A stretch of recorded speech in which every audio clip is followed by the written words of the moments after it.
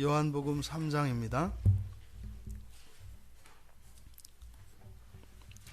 요한복음 3장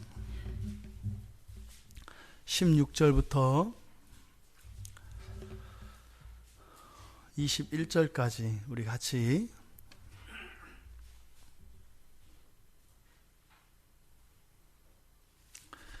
요한복음 3장 16절부터 21절까지 우리 같이 읽겠습니다. 하나님이 세상을 이처럼 사랑하사 독생자를 주셨으니 이는 그를 믿는 자마다 멸망하지 않고 영생을 얻게 하려 하심이라. 하나님이 그 아들을 세상에 보내신 것은 세상을 심판하려 하심이 아니요 그로 말미암아 세상이 구원을 받게 하려 하심이라. 그를 믿는 자는 심판을 받지 아니하는 것이요 믿지 아니하는 자는 하나님의 독생자의 이름을 믿지 아니하므로 벌써 심판을 받은 것이니라. 그 정죄는 이것이니 곧 빛이 세상에 왔을 때 사람들이 자기 행위가 악함으로 빛보다 어둠을 더 사랑한 것이니라. 악을 행하는 자마다 빛을 미워하여 빛으로 오지 아니하나니 이는 그 행위가 드러날까 함이요 진리를 따르는 자는 빛으로 오나니 이는 그 행위가 하나님 안에서 행한 것임을 나타내려 함이라 하시니라. 아멘. 20절 21절 제가 다시 읽겠습니다. 악을 행하는 자마다 빛을 미워하여 빛으로 오지 아니하나니 이는 그 행위가 드러날까 함이요 진리를 따르는 자는 빛으로 오나니 이는 그 행위가 하나님 안에서 행한 것임을 나타내려 함이라 하시니라. 아멘. 빛보다 어둠을 더 사랑함이라는 제목으로 설교하려고 합니다. 이 요한복음에서 이 서론을 장식하는 요한의 관심은 요한복음 1장 9절에서 11절 말씀을 보면 잘 정리되어 있습니다.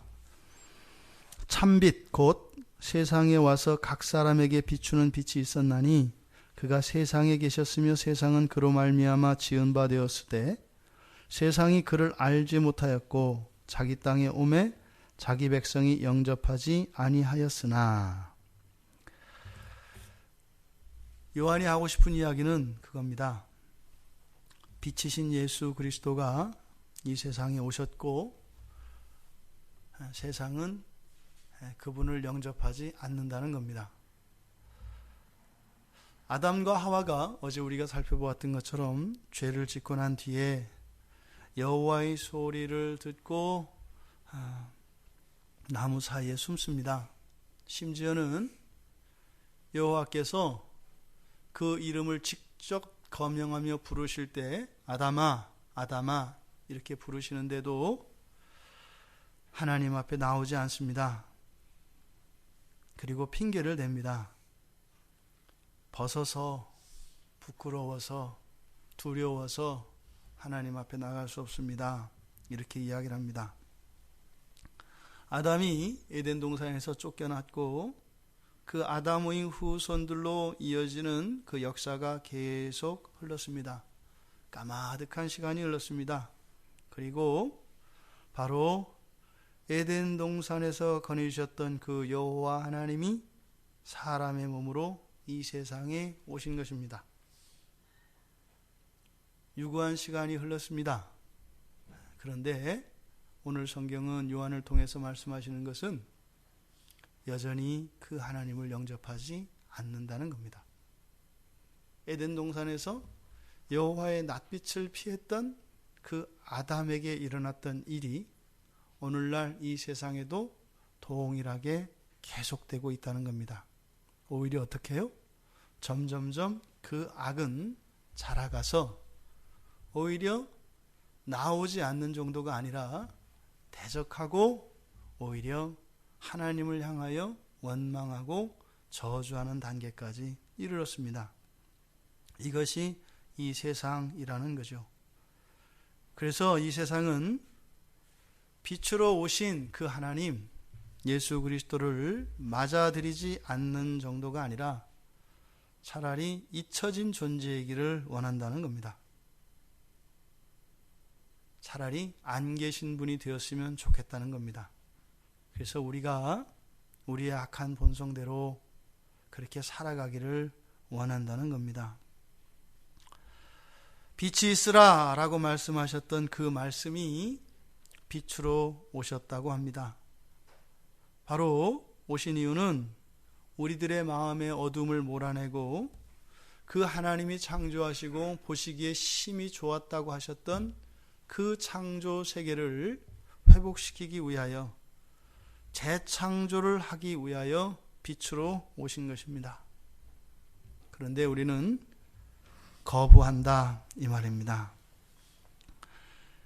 이 요한복음 3장을 우리가 전체를 한번 대략적으로 살펴보면 16절에서 19절, 16절에서 16절, 17절,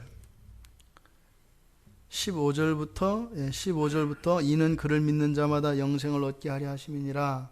하나님이 이 세상을, 이렇게 해서 15, 16, 17절을 중심으로 두고 앞뒤의 내용을 대략 살펴보면 지금 15절에서 17절까지의 이 내용은 구원에 대한 내용입니다.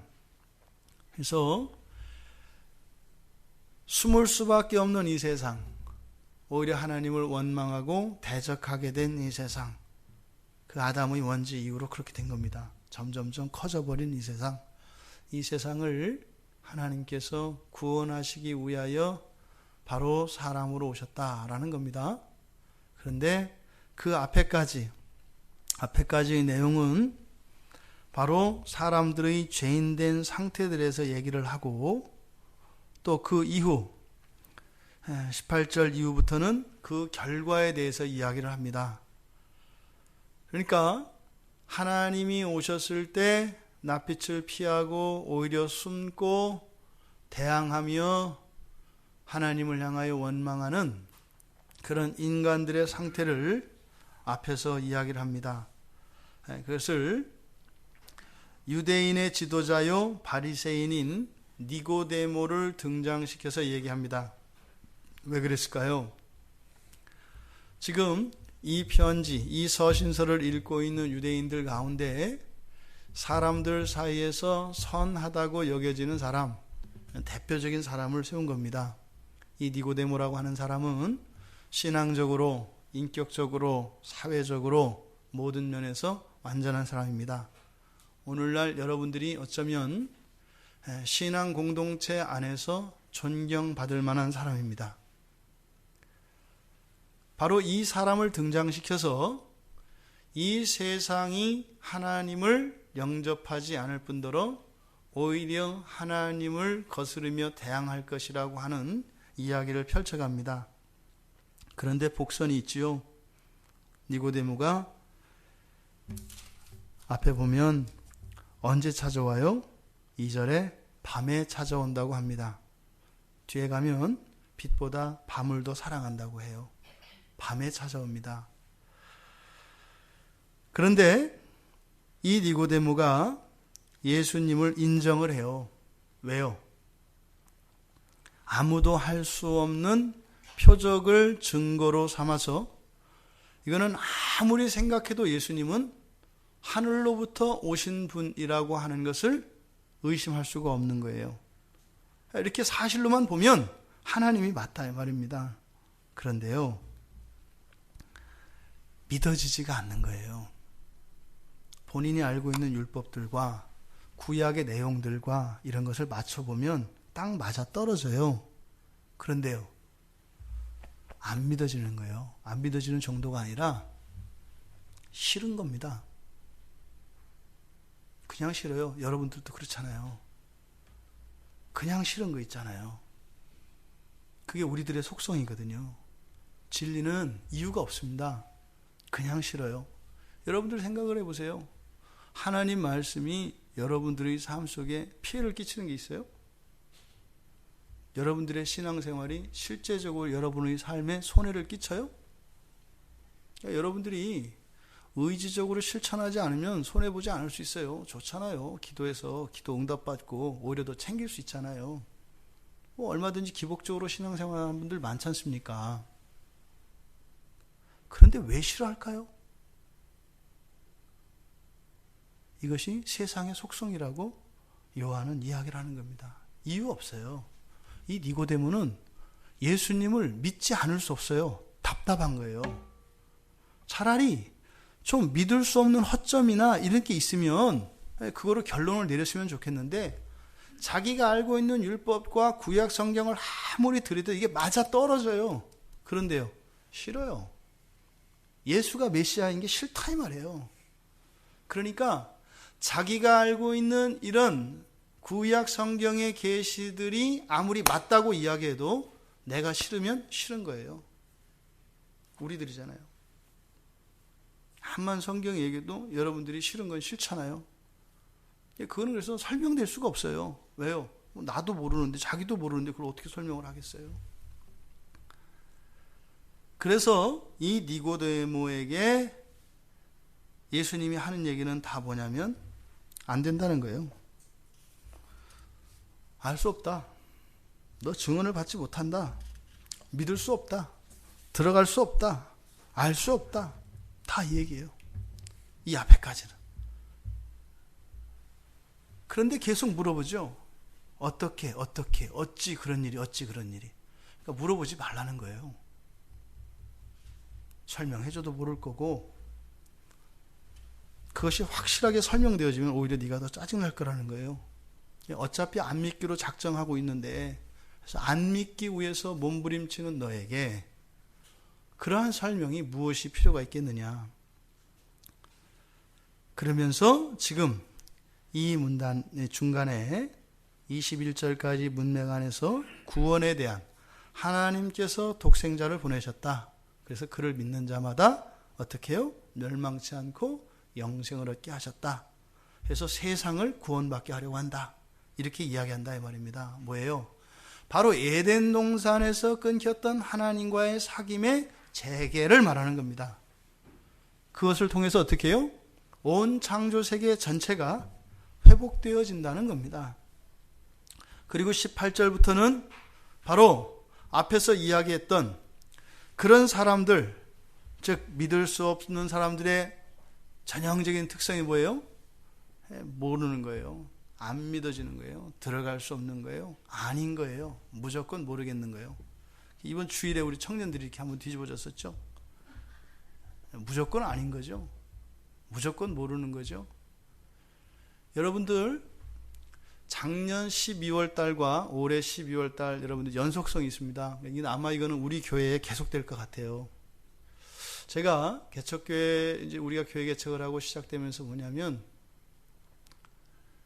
은혜가 절대적이지만 상대적입니다. 그냥 우리가요, 요 상태, 이렇게 평형을 이룬, 조화를 이룬 상태에서는 별 문제 없어요. 그런데 하나님의 은혜가 특별히 부어질 때가 있습니다. 거기서 소외되잖아요. 반드시 시험에 듭니다. 반드시 시험에 듭니다.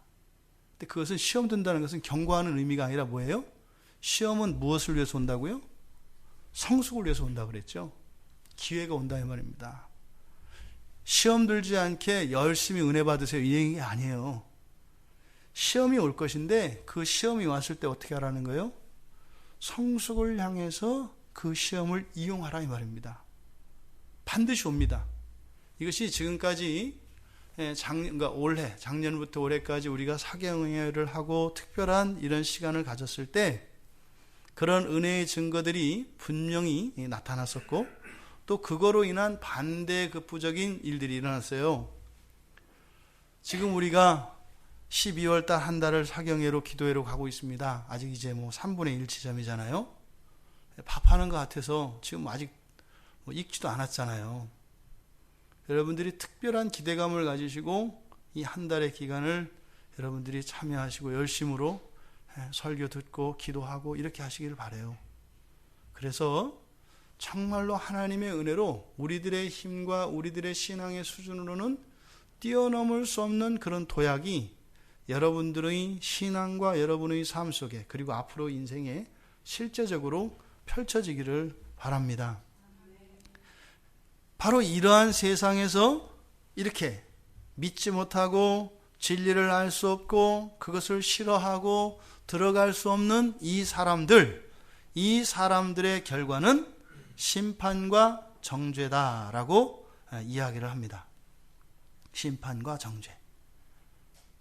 그런데 이 심판과 정죄라는 것은 이미 이루어졌다는 거죠.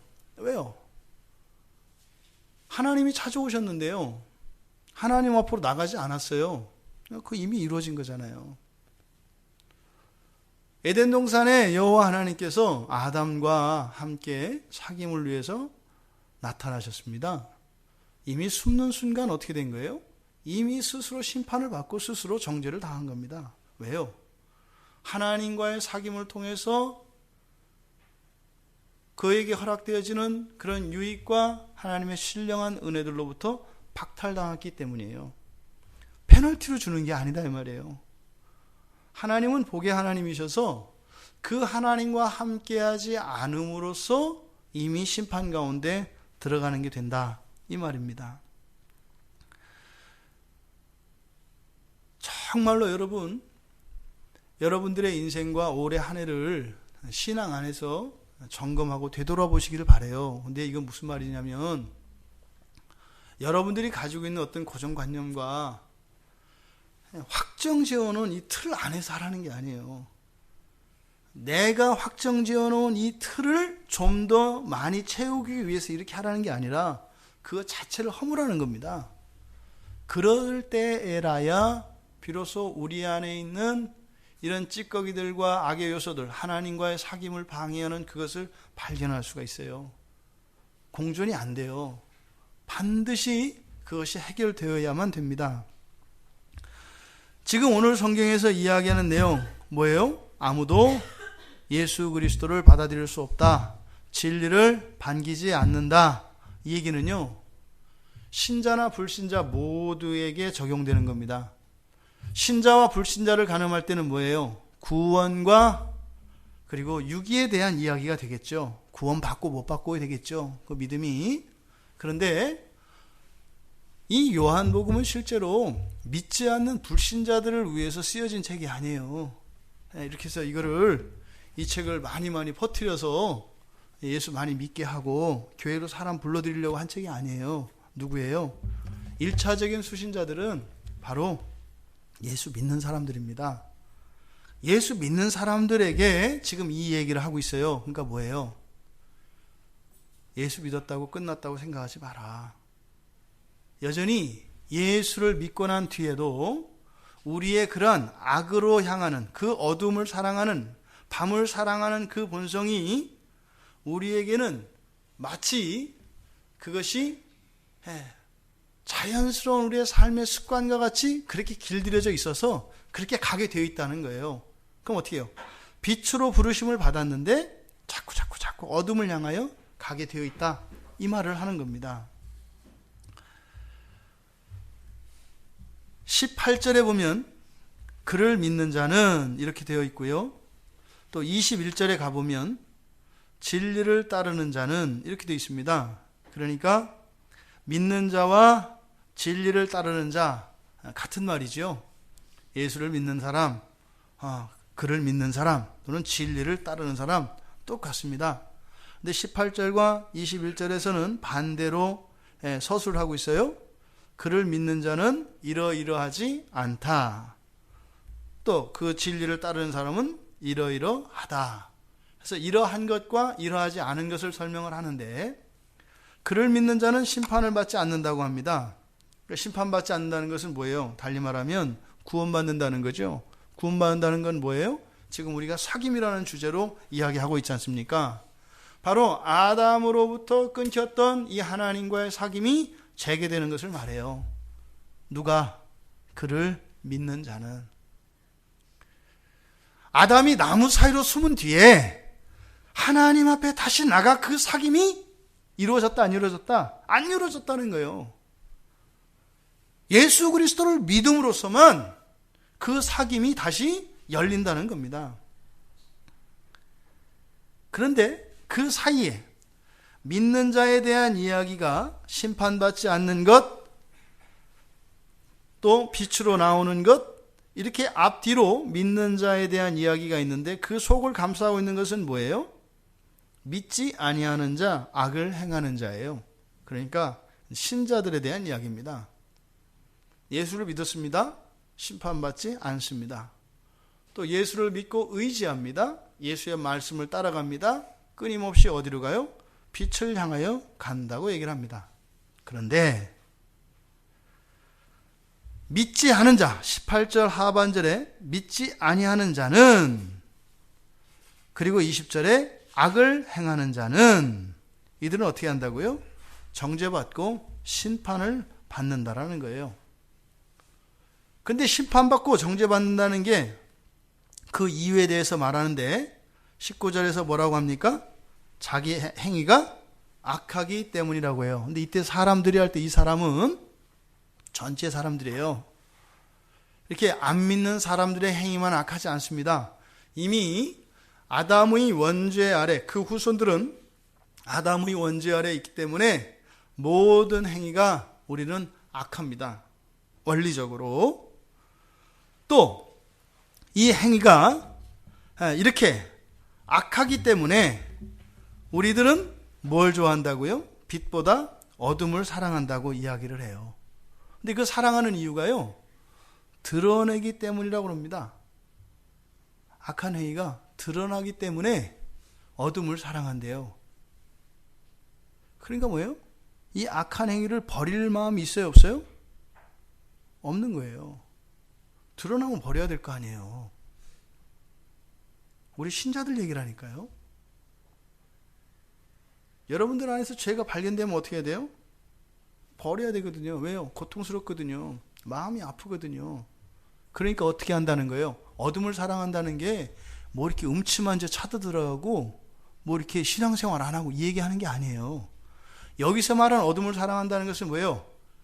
내 안에 있는 이 죄들이 드러나지 않도록 어둠의 역할을 하는 일들을 조장을 한다는 거예요. 드러나지 않도록. 이것이 여기서 말하는 어둠 사랑입니다. 18절에서 심판을 받지 않는 것을 구원받는 것이라고 했을 때, 여러분, 모든 관계의 시작은 뭐로부터 시작되죠? 믿음에서 시작돼요. 누군가가 왔을 때 그 사람의 뭐 신분을 믿고, 그 사람의 말을 믿고, 그 사람의 무엇을 믿고 믿을 때 시작합니다. 믿지 않으면 관계가 시작이 안 돼요. 아무리 오랫동안 함께 지낸다 하더라도 인격적인 관계의 진전은 일어나지 않는다 이 말이에요. 이런 건요, 부부 생활에서도 일어난다고 말씀을 드렸잖아요. 아무리 서로 친절을 베풀고 사랑의 행위들을 하고 이렇게 한다 하더라도 그 마음속에 서로에 대한 신뢰, 서로에 대한 믿음이 있지 않으면요, 관계의 진전은 일어나지 않고 그냥 피상적인 관계에 머문다 이 말입니다. 그러니까 18절에서 믿지 않는 자는 심판을 받지 않는다 했을 때 맞는 거죠. 만약에 믿는 자는 심판을 받지 않는다고 했을 때 믿는 자는 뭐예요? 예수님을 믿는 거니까 예수님하고 관계가 시작됐겠네요. 그러니까 어떻게 해요? 예수님과 관계 속으로 들어갔겠네요. 예수님은 하나님 아니에요. 하나님 다시 만난 거 아니에요? 됐네요. 그 얘기하는 거죠. 이미 예수를 믿었다라고 하는 것은 뭐예요? 하나님과의 사귐이 시작된 겁니다. 구원이라는 것이 완전한 인간형을 말하지 않아요. 구원이라고 하는 것이 이런 성경적 지식들과 그 사람들의 경건의 어떤 수준을 얘기하지 않는다 이 말입니다. 국가고시에서 60점 이상 맞아야 합격하죠. 60점 이상 떨어지는 거 아니에요. 그런 게 아니에요. 10점짜리 구원도 있고요, 90점짜리 구원도 있고 100점짜리 구원도 있어요. 근데 여기서는 구원이 뭐라 그랬어요? 사귐이라 그랬잖아요. 중요한 게 하나님과의 사귐이라니까요. 그런데요, 사귐 갖고는 만족을 못 하겠다는 거죠. 근데 그게 그렇게 되는 게 아니에요.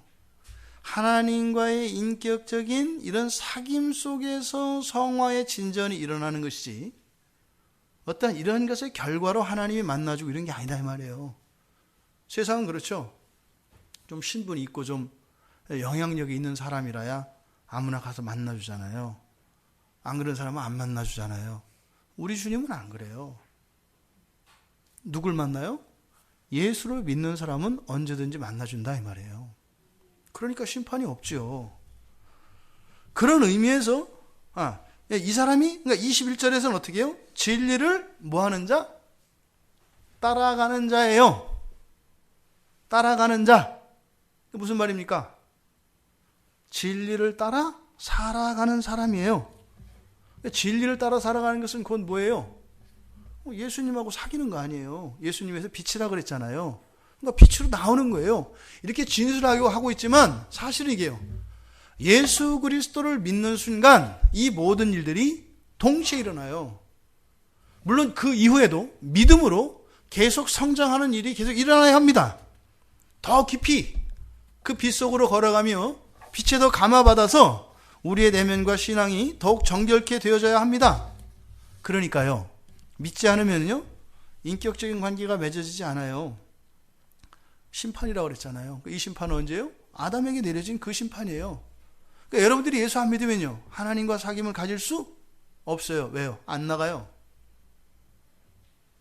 얼마나 착해요. 죄를 졌으니까 양심의 가책을 갖고 주님 제가 일단 회개하고 그리고 나서 정결한 마음으로 하나님께 나아갈게요. 얼마나 착해요. 그 동기가 너무 선하잖아요. 근데 주님이 원하시는 거는요. 그냥 사귐 자체예요. 네가 정결하고 안 하고 그걸 떠나 난 너 보고 싶어 이거거든요. 주님 보고 싶어도 좀 참으세요. 제가 아직 이게 뭐라 그래요? 쌩얼이라 그러나요? 쌩얼이라 좀 가꾸고 나서 예의를 갖추고 그 제가 파자마 차림이니까 지금 이렇게 찾아오시면 안 되고 제가 차려입고 그리고 나서 주님 뵐게요. 실망시키고 싶지 않아요. 이런 거죠. 그러니까 달라요. 우리의 관심과 하나님의 관심이 너무 달라요. 그러니까 요한은 지금 하나님이 오셨을 때 달려나가지 않았던 아담, 그 상태를 뭐라고 지금 규정하고 있는 거예요? 하나님에 대한 믿음을 저버린 상태로 얘기를 하는 거예요. 왜요? 여기서는 믿으면 심판받지 않고 믿으면 하나님과의 사귐 속으로 들어간다고 했으니까 아담이 뭘 잃어버렸다는 거예요? 믿음을 잃어버렸다는 거예요. 믿음을. 사귐이 끊긴 것은 믿음을 잃어버렸다는 거예요.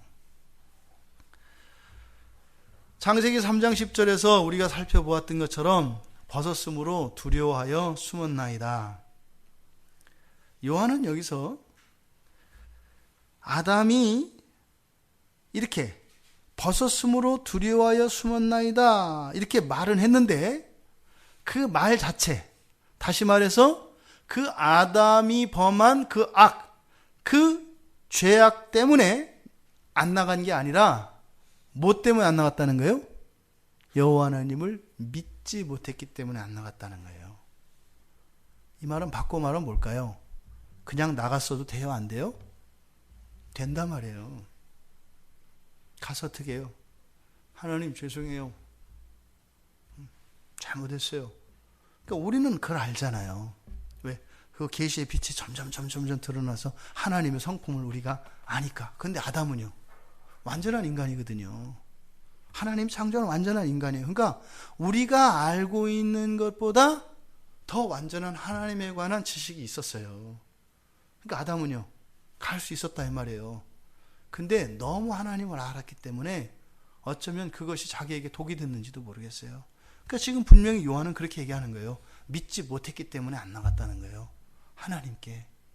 그러니까 여기서 말하는 하나님과의 사귐의 단절은 뭐예요?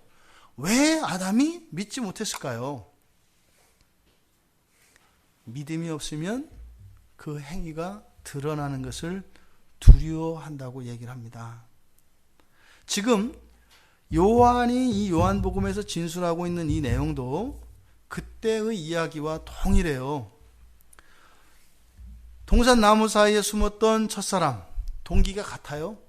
아담도 죄를 짓고 아까 말했던 것처럼 벗었고 죄를 지은 거죠.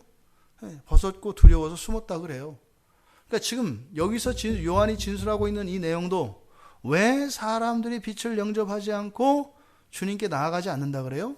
자기 행위가 악하기 때문에 그것이 어떻게 해요? 드러나는 것이 두려워서 오히려 어둠을 사랑한다고 해요. 그 이유가 뭐라고요? 자기의 악의 이유가 있는 게 아니라 그 하나님에 대한, 그 예수님에 대한, 예수님의 성품에 대한 믿음이 없기 때문에 일어났다는 겁니다. 아담이 원래는 옷 입고 있다가 선악과 따먹고 나서 옷 벗었어요? 원래 벗고 있었어요. 늘 하나님과 교제할 때는 어떻게 지냈어요? 옷 벗고 지냈어요. 지금 갑자기 그걸 따먹고 나서 더워서 옷 벗은 게 아니라고요. 원래 옷을 안 입었다 이 말이에요. 그러니까 그 행위가 있었지만 아담에게는 아무런 변화 없어요. 근데 어떻게 해요? 하나님에 대한 믿음이 사라져버린 겁니다. 여러분들이 왜 하나님 앞에 기도가 안 되고 왜 하나님께 구하는 게 없어져요? 여러분들이 자격이 없어서가 아니라는 거예요.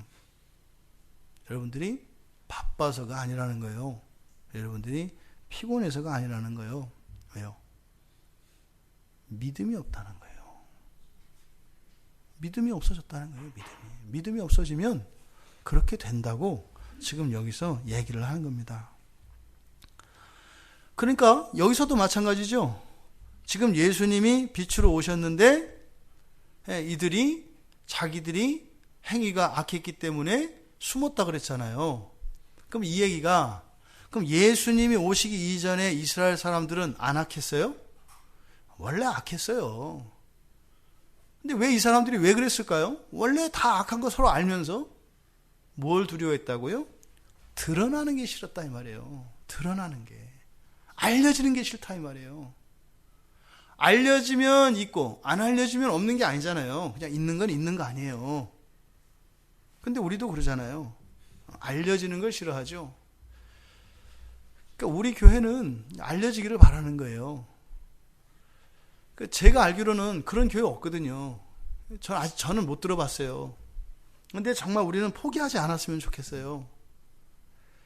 우리 교회가 교회됨, 그리고 내가 신자됨으로 이 교회에서 하나님을 섬기는 이유가요, 그냥 하나님 한 분이었으면 좋겠어요. 그리고 그 나머지는요, 감사의 제목들이 되기를 바라요. 근데 문제는 어디가 생기냐면요, 감사의 제목이 아니라 감사의 제목이 되죠.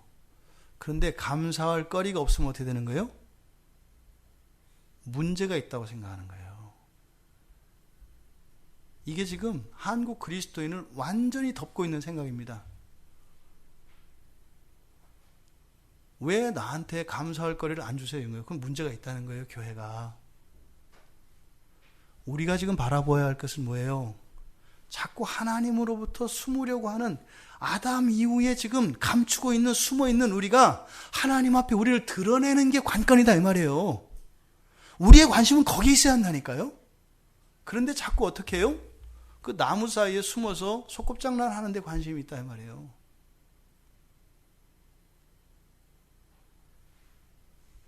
여러분들,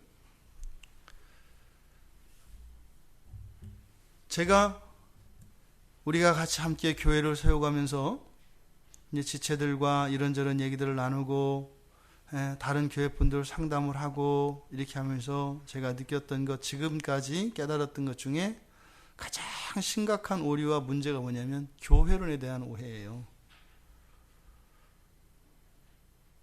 완전히 거의 한국교회 성도들이 교회를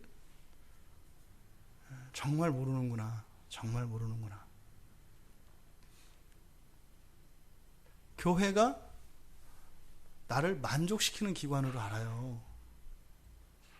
그러니까 이게 얼마나 지금 어이없는 상황인지 모르겠어요.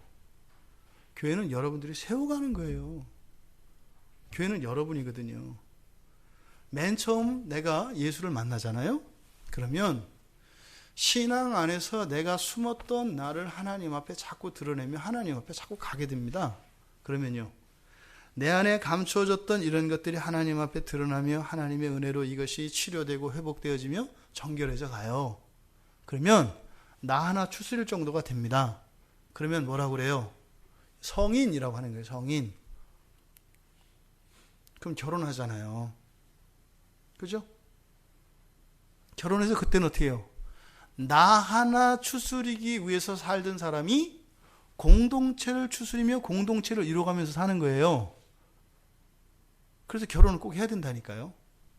그래서 결혼을 하면서 이 가정을 세워가면서 이렇게 하는 겁니다. 여러분 자신이 뭐 예수님이 뭐 한쪽 눈 빼고 한쪽 눈 가지고 천국 가는 게 낫다고 했지만 여러분들이 여러분 손이 실수했다고 잘라버려요? 안 하잖아요. 그죠? 여러분 가족 안에 여러분 가족들이 어떤 잘못이나 실수가 있다고 그래서 지워버려요? 누구 때문에 나는 이 집을 나가버려야 되겠어 이런 생각해요? 안 하잖아요. 그렇지 않아요? 그러면 정상적으로 이런 가족관계 안에서 자리를 잡은 사람들이 어떻게 되는 거예요? 교회를 섬길 수 있는 사람들이 됩니다. 그러면 이제는요, 보다 큰 의미에서 확장된 개념으로서의 교회를 추스리면서 살아가는 거예요. 그러니까 나라고 하는 이 소우주가 가정이라고 하는 좀 더 확장된 우주로 나갔다가 더 나아가서 교회라고 하는 보다 더 큰 규모의 우주를 추스리면서 나가는 거죠. 그러니까 뭐 하는 거예요? 교회는 사는 겁니다. 교회는 여러분한테 뭘 주는 데가 아니에요. 교회는 여러분들이 세워가야 된다고요. 여러분 아침에 눈 뜨면 혼자 잠결에 이 손이 머리를 다 감겨가지고 드라이까지 다 해놨습니까? 여러분들이 아침에 일어나서 머리 감고 드라이 해야 되는 거예요. 여러분 가정에 만약에 아내들이나 엄마들이 집안 청소 안 하고 내비두면은 저절로 돼 있어요? 나도 모르는 사이에 그냥 청소가 되고 일이 다 되어 있어요?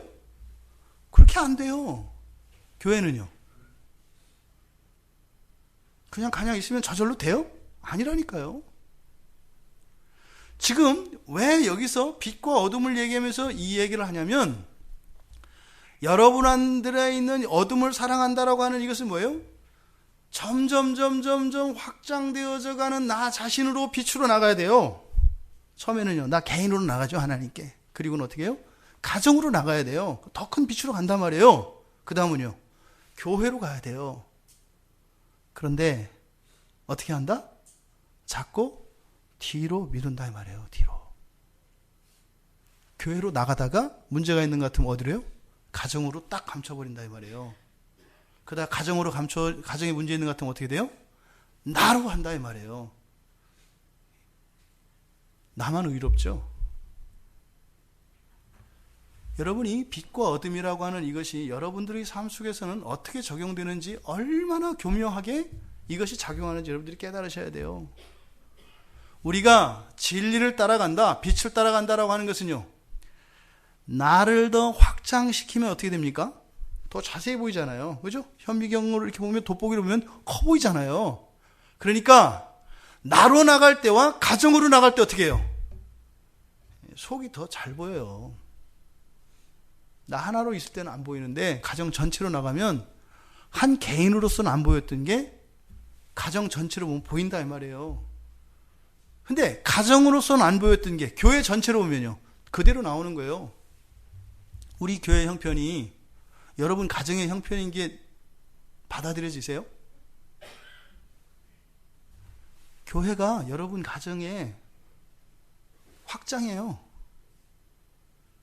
여러분들이 평촌광야 교회 교인인 이상 여러분들의 가정의 한계는 이 교회 수준을 넘어가지 않아요. 또 여러분들의 그 가정의 한계를 여러분 개인이 뛰어넘지 못해요. 여러분 혼자 여러분 가정 안에서 제일 좀 이렇게 좀 나은 것 같고 이런 것 같으세요? 천만에요. 안 보일 뿐이죠. 우리가 빛으로 나간다라고 하는 것은, 빛으로 간다는 게 뭐예요? 뭐 해를 향해서 달려가는 거예요? 그러다 다 죽죠. 가까워지면 어떻게 돼요? 점점점 커지잖아요. 확장되잖아요. 그러니까 예수를 믿고 진리를 따르는 자들은 빛으로 오는데, 빛으로 온다는 것은 뭐예요? 자기 안에서 빛의 영역이 넓혀지는 건데 우리 몸이 부풀지는 않잖아요. 너무 부풀면 안 되죠. 개인에서 공동체 개념으로 점점 확장되어 가는 걸 말해요. 그런데 어떻게 하나요? 요즘 보세요. 빛으로 가요, 안 가요? 안 가요. 10,000명이 모였는데요, 다 다 따로따로예요. 한 가족인데요. 다 따로따로예요. 이게 빛으로 나가지 않는 겁니다. 이게 왜 일어난다고요? 믿음을 잃어버리면 그래요. 믿음을 잃어버리면. 그럼 어떻게 돼요? 그 옛날에 한참 그 유명해 그 공무원들 이렇게 옛날에 막 사정바람 불고 막 이렇게 하면은 이제 책임지지 않기 위해서 가만히 있는 거 있어요. 이렇게 책임질 일을 하지 않는 거. 그래서 최소한의 내가 의무로 하지 않으면 잘못이 되지 않도록만 하는 이런 복지부동이라 그래요. 우리 신자들의 삶이 이렇게 갑니다. 믿음을 잃어버리면. 믿음을 잃으면 빛 속으로 가지 않아요. 그냥 그 자리에서 정체된다 이 말입니다. 이 세상은요 원래 악합니다. 여러분요 원래 악합니다. 그런데 왜 우리가 주님 앞으로 하나님 앞으로 사귐 속으로 안 들어간다고요? 요새 좀 특별히 악해서가 아니라 믿음을 잃어버렸기 때문이다 이 말이에요. 믿음을. 왜? 근데 왜 믿음을 잃어버렸다 그래요? 어둠을 사랑하기 때문이라고 그래요. 어둠 사랑은 뭐라고요? 덮는 거라고요. 자꾸 덮는 거라고요. 그러니까요 확장되는 거를 싫어한다고요. 제가 말씀드리잖아요. 진짜로 이 세상은요 교회가 세워지는 것을 싫어해요. 심지어는요 가정이 세워지는 것도 싫어해요. 이제는 공공연하게 교회 안에서도 결혼하지 않아도 된다는 얘기가 막 나오고요. 이 가정에 대한 의미가 막 깨져요. 한 개인이 결혼을 해서 자녀를 낳고 이런 가정들이 모여서 교회로 민족으로 확장되어져 나가는 이런 점진적으로 나아가는 이런 구속의 역사가 자연스러운 성경의 역사예요. 이게 빛으로 나가는 겁니다. 여러분들 한번 진지하게 생각을 해보세요. 여러분들 평촌 광야교회를 세우고 싶으세요? 광야교회를 세우고 싶으냐고요? 이름을 떠나서 이 교회를 세워가며 그 안에서 우리가 좀 더 빛 가운데로 나아가며 우리 자신의 확장된 개념으로서의 가정과 교회라고 하는 이런 의식이 있냐 이 말이에요. 여기서는 뭐라고요? 없다라고 얘기해요. 그런 자리에 가려고 하지 않는다는 거예요. 뒤로 물러서려고 한다 이 말이에요. 이런 악은 불신자들에게만 있는 게 아니에요. 이런 불신자들이 이런 믿음이 부재한 것은 사실은 뭐겠어요? 이 믿음이 없어지는 것은 하나님의 용서에 대한 믿음의 부재지요. 하나님의 용서에 대한 믿음의 부재. 그건 뭘까요? 조건 없이 사랑하시는 하나님에 대한 오해입니다. 그러니까요. 나에게 그럴 만한 이유가 있다고 생각을 하는 거예요. 나에게 어떤 이유가 있어서 하나님은 날 사랑하시고 또 어떤 거는 용서해 줄 수 있지만 어떤 거는 용서해 줄 수 없다라고 하는 거예요. 그럼 어떻게 될까요? 이게 이제 다른 사람들과의 사귐에 영향을 미칩니다. 내가 죄인인데 나보다 못한 사람은 용서 받아요, 못 받아요? 안 되는 거예요. 왜요? 내가 간신히 받았거든요. 나는 굉장히 겸손한 사람이거든요. 그래서 간신히 받았어요. 간신히. 근데 그 순간 이게 다른 사람들과의 비교로 가면 어떻게 될까요? 사람과의 사귐 속으로 들어가면 좀 더 해야 돼요.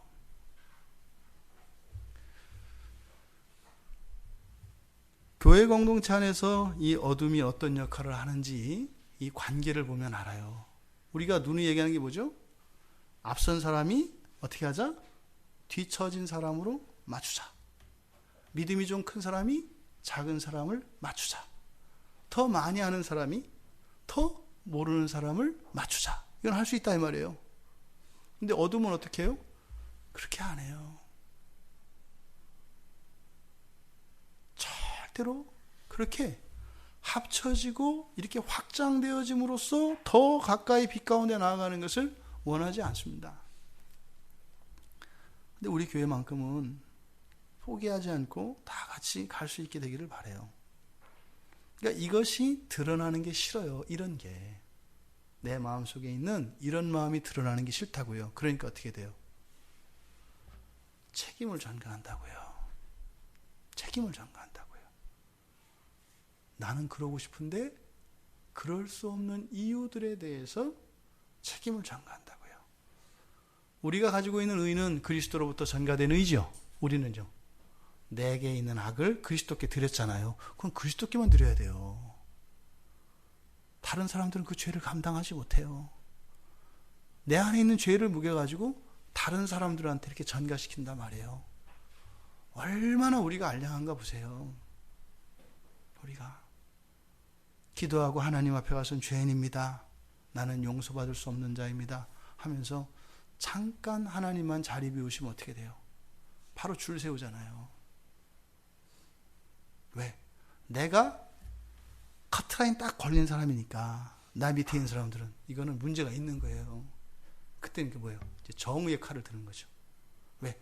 내가 최저선이니까, 내가 꼴찌니까.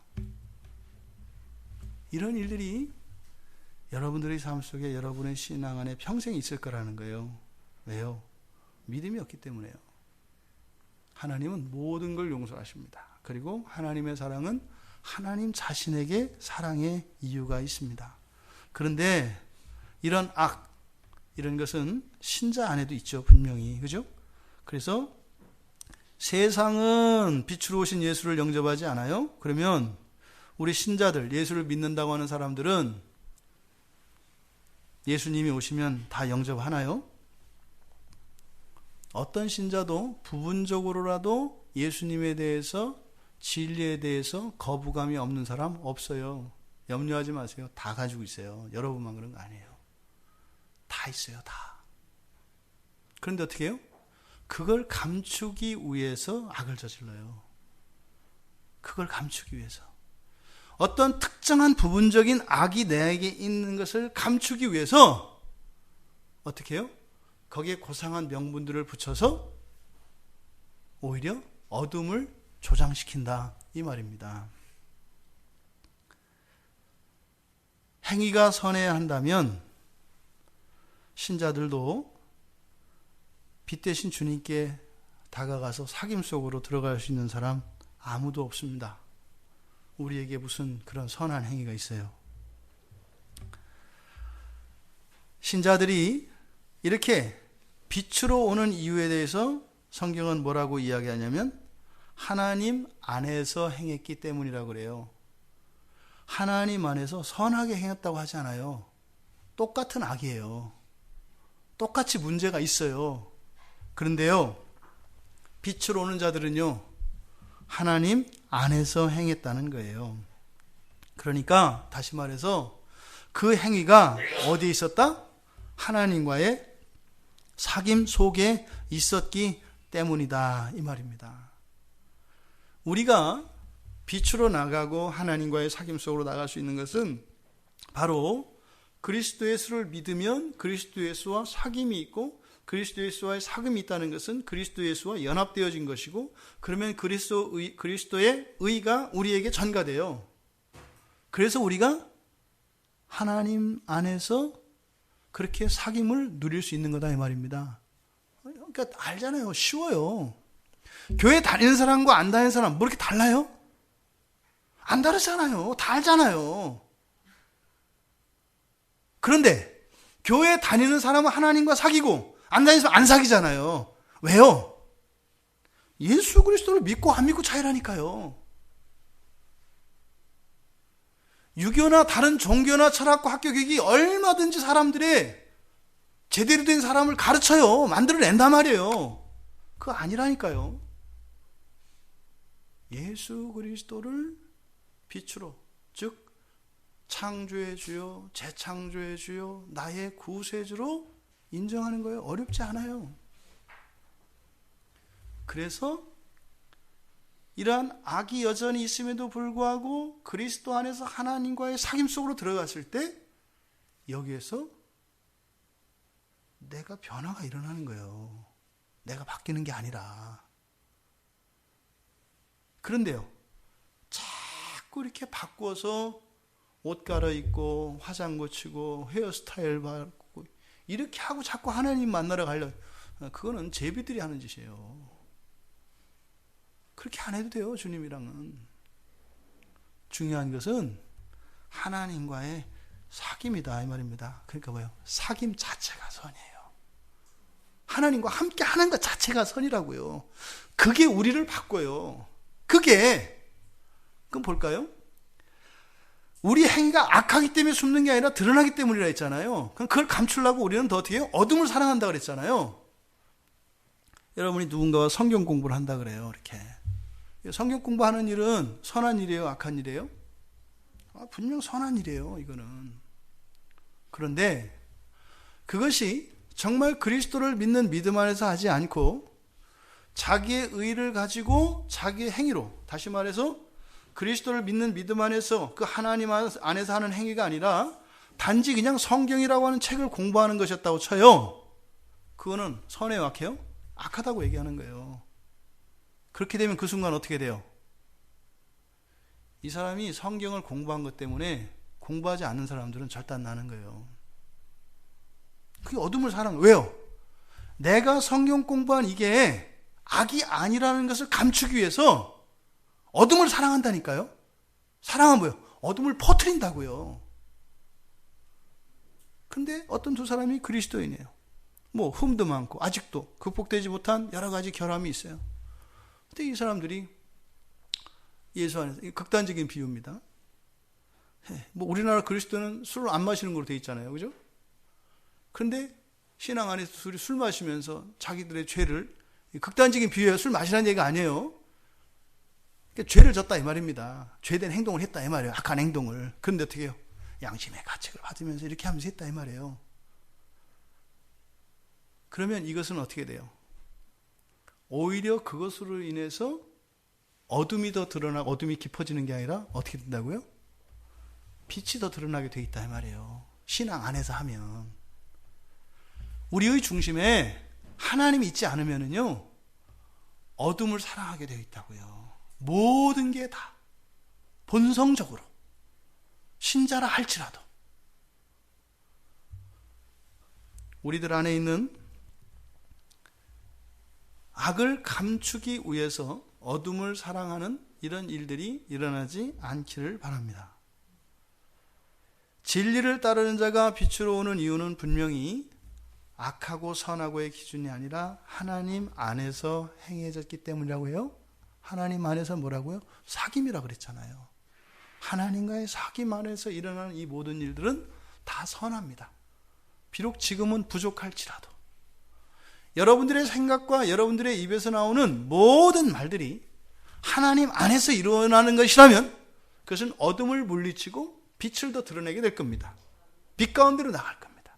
그런데 그 모양이 아무리 선한 모양을 갖추고 아무리 경건의 모습을 취했다 할지라도 그것이 하나님 안에서 하나님과의 사귐과 상관이 없는 그런 것이었다면 그것으로 인하여 어둠이 깊어질 거라고 얘기를 하는 거예요. 그런 일들이 많이 일어난 겁니다. 지금까지. 왜요? 은폐시키기 위해서, 감추기 위해서. 그런 사람들은 하나님과의 사귐에 관심이 없어요. 어디에 관심이 있어요?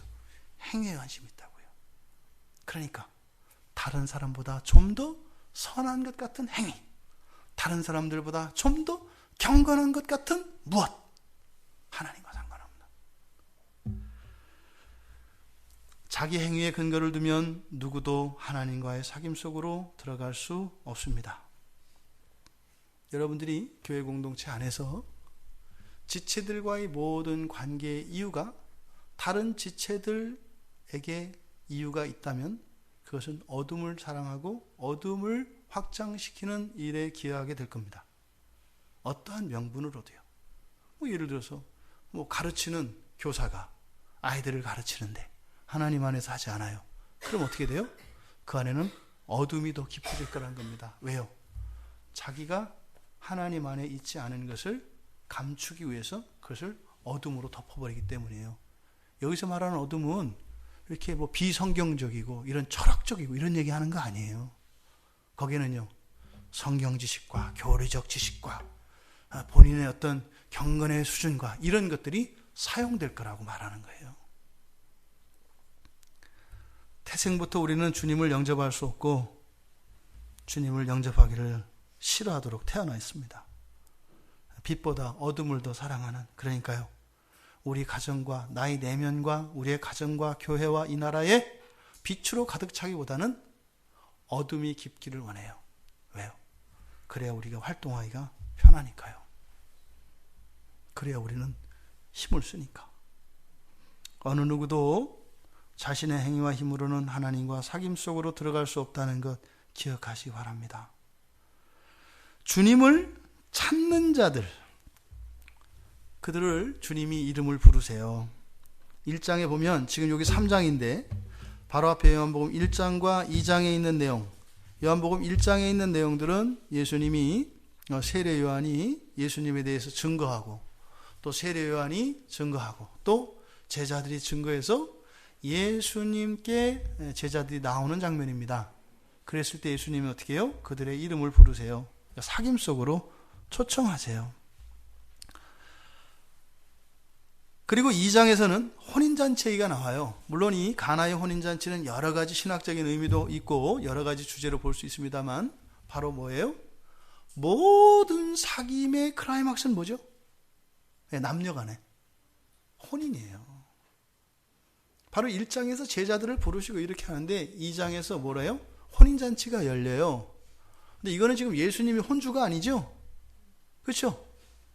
근데 혼인잔치에서는 혼주가 손님들에게 포도주를 대접하게 돼 있어요. 근데 2장에 나오는 이 가나의 혼인잔치에서는 누가 포도주 대접해요? 누구의 혼인잔치예요? 예수님의 혼인잔치가 돼버리잖아요. 예수님이 대접을 하잖아요. 그리고 나서 바로 이 3장의 이야기가 지금 나오는데, 바로 이 니고데모라고 하는 인물을 등장시켜서 뭐예요?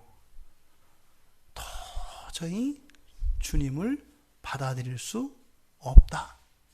아담 이후로 줄곧 계속 이런 거죠. 그래서 어떻게 했다는 거예요?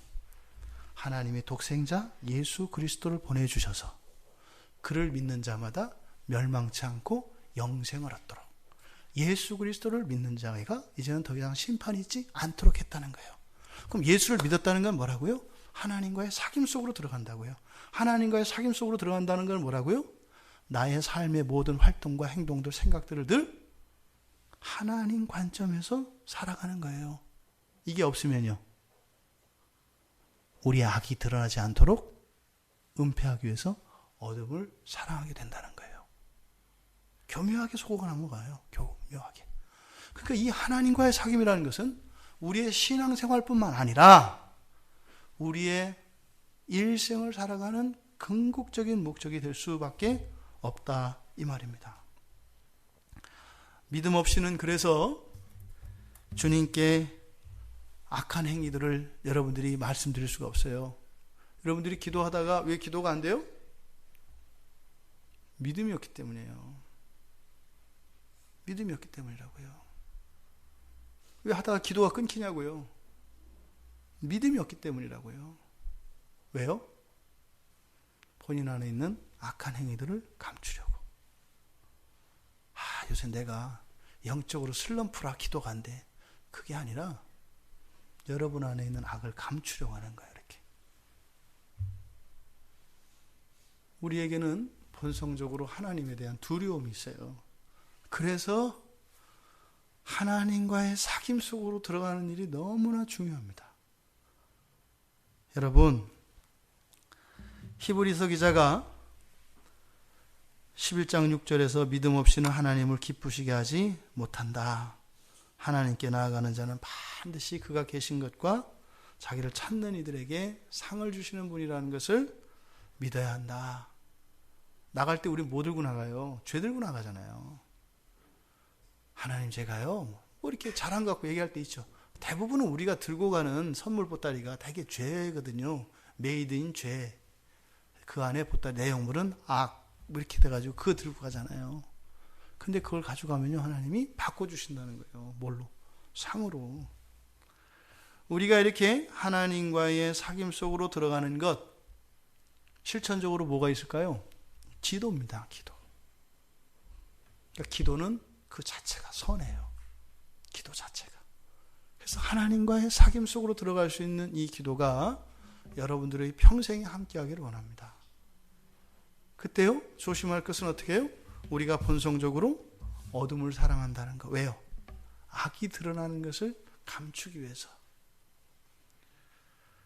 모든 것을 사랑하시기에 부족함이 없는 우리 주님이신 것을 믿으시기 바랍니다. 염려하지 마세요. 염려하지 마세요. 모든 부끄럽고 이거는 뭐 별건 아니지만 말하고 싶지 않은 그런 모든 것까지 이미 하나님은 용서하시기로 이미 작정하고 계세요. 십자가에서 문서로 보내주셨잖아요, 여러분들한테. 그렇게 하겠다고. 알았어, 내가 먼저 용서할게. 그런데도 용서를 받지 못하는, 왜 그렇다고요? 우리 안에 있는 이 어둠을 사랑하는 그 이유가 말도 안 되는 그 악, 우리 안에 있는 이 악들을 감추기 위한 것이라고요. 여러분 안에 하나님을 향한 간절한 기도의 제목이 있습니까? 제가 어제 우리 딸들한테 물어봤어요. 소원이 있냐? 하나님께. 하나님이 너희들을 반드시 도와주셔야 하는 무엇이 있냐? 왜 없다고요? 도와달라고 하다 보면 내 있는 속에 있는 게 드러날까 봐 도와달라고 안 한다 이 말이에요. 그냥 도움 안 받고요. 그냥 말씀 안 드리려고요. 이런 거다 이 말이에요. 그러지 마세요. 혼인잔치로 부르시는 그 하나님의 초청에 응하시는 여러분들 되시길 바랍니다. 예수님이 이 땅에 오신 것은 심판을 위해서 오신 것이 아니라 그로 말미암아 세상이 구원을 받게 하시려는데요. 여러분들을 구원하시길 원하세요. 여러분들을 구원하시기 위해서 이 세상에 오셨고, 여러분들의 내면에 있는, 그리고 여러분들의 가정에 있는, 그리고 우리 교회 공동체 안에 있는, 그리고 우리 한국교회, 이 나라 이 민족에 있는 이런 여러 가지 필요들을 도와주시기 위해서 오셨다고 해요. 여러분, 빛보다 어두움을 우리가 더 사랑한다는 것 이미 주님이 알고 오셨습니다. 근데 우리가 어둠을 더 이상 사랑하지 않아도 된대요. 왜요? 주님이 모든 죄를 다 감당하셨기 때문에요. 우리는요, 정직한 사귐으로 들어가면 됩니다. 그것을 여는 시초가 기도입니다. 그 기도를 통하여 여러분들의 관계 속에, 여러분의 삶 속에, 또 하나님과의 이런 사귐 속에 망설임과 주저함, 꺼리는 마음, 그 모든 것들을 고백하시며 날마다 더 깊은 하나님과의 사귐 속으로 들어가시는 여러분들 되시길 바라요. 그것이 여러분들에게 복됩니다. 여러분 가정에 복됩니다. 그것이 우리 교회를 복되게 합니다. 기억하십시오. 여러분들은 이제 여러분 자신을 세우고 여러분들의 가정을 세우고 교회를 세우기 위하여 살아가는 분들이에요. 이 말을 했을 때 여러분들 절대로 여러분들에게 어떤 헌신을 끌어내거나 이런 잔머리 굴리지 마세요. 여러분들이 진심으로 여러분 자신의 확장으로서 가정과 교회를 생각하고 사랑하지 않는다면 기여하지 않기를 바라요. 불순물이 섞이지 않기를 바라요. 그것을 위해서 여러분들이 절대 피해보지 않기를 바라요. 하지만 바라기는 나를 추스릴 만큼 되어서 이제는 우리 가정을 세우고 또 우리 교회를 세우고 또 이 나라 이 민족을 세우는 그렇게 살아가는, 그래서 더 큰 빛 속으로 더 깊은 하나님과의 사귐 속으로 들어가실 수 있는 여러분 되시기 바랍니다. 여러분이 현재적으로 하나님의 은혜에 대한 간절한 기도의 제목이 없다면 이미 여러분들은 어둠 속으로 빠져들어가고 있는 겁니다. 여러분들이 구해야 할 것은 하나님이 더 크신 은혜입니다. 더 큰 빛이 임하도록 원해야 합니다. 어둠을 두려워하지 마세요. 어둠은요, 내 안에 넘쳐나는 빛으로 내 주위에 있는 어둠이 물러간다는 것을 기억하십시오. 빛은 어둠이 빛을 피하지 빛이 어둠을 피하는 게 아니에요. 문제는 빛이 없는 게 문제지 어두운 게 문제가 아니다 이 말이에요. 패배의식을 갖지 마세요. 어둠이 있는 곳에 빛이 가면 안 되겠네. 그럼 빛이 아닐 가능성이 많아요. 금박지 뭐 이런 거겠죠. 여러분, 빛이 되셔서 빛으로 오신 그 예수 그리스도를 이어 그 빛을 들고 이 세상의 어둠을 밝히는 여러분들 되시길 바랍니다. 우리는 빛을 더 사랑합니다.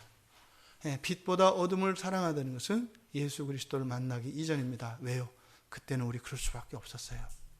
왜요? 우리 안에 있는 걸 감췄어야 했거든요. 그게 드러나면 너무 수치스러웠고 두려웠거든요. 그리고 그것은 우리에게 큰 해가 됐거든요. 이제는요, 예수 그리스도를 만나고 난 뒤에는요, 정반대예요. 우리는 빛을 사랑하는 사람들입니다. 어둠이 우리를 두려워합니다. 우리가 우리의 죄로 인해서 하나님을 두려워할 것이 아니라 어둠이 우리를 두려워하는, 그래서 우리는 빛을 사랑하며 그 더 큰 빛으로 그렇게 나아가는 우리 모두가 되기를 주님의 이름으로 축원드립니다.